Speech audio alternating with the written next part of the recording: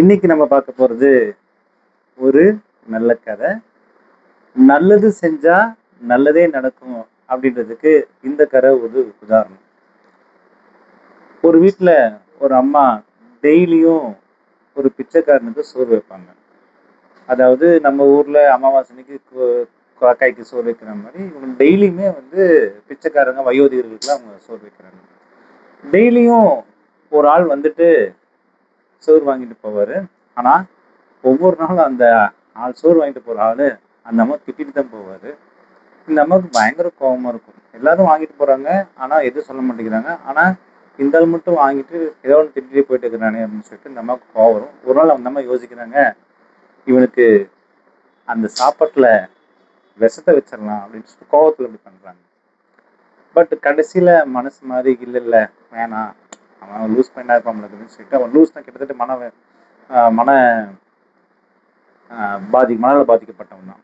அதனால என்ன செஞ்சிடறாங்க, இந்த அம்மா பரவாயில்ல இருந்துட்டு போகுதுன்னு சொல்லிட்டு எப்பயும் போல அவங்க ஒரு நல்லதே செஞ்சிடறாங்க. அதாவது சாப்பாட்டுல எது விஷம்லாம் கலக்கல, எப்பயும் போலே கொடுத்துட்றாங்க.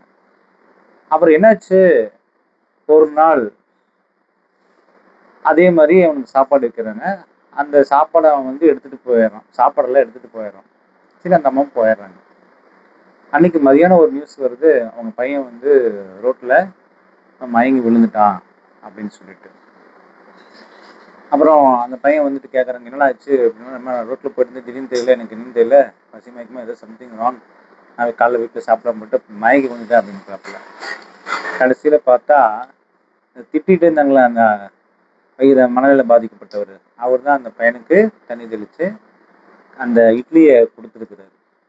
ஒருவேளை அந்த அம்மா அன்னைக்கு அந்த இட்லியில் விஷத்தை வச்சுருந்தாங்கன்னா அதை யார் தான் சாப்பிட்ருப்பான், அந்த பையன் தான் சாப்பிட்ருப்பான். அதனால் எப்பயுமே நல்லது நினைச்சா அந்த பையன் காப்பாற்றப்பட்டுட்டான். அந்த இட்லி கொடுத்து அந்த குழந்தை பொழைச்சிட்டான் பசி மயக்கத்துல. நல்லது பாருங்க, ஒருவேளை அந்த அம்மா தப்பா விஷ வச்சிருந்தா சாக போறது யாரு தான், அவங்க பையன் தான். அதனால நம்ம எப்பயுமே தீமை செஞ்சாலும் நன்மை தான் செய்யணுன்றதுக்கு இந்த கதை ஒரு உதாரணம். தேங்க்யூ.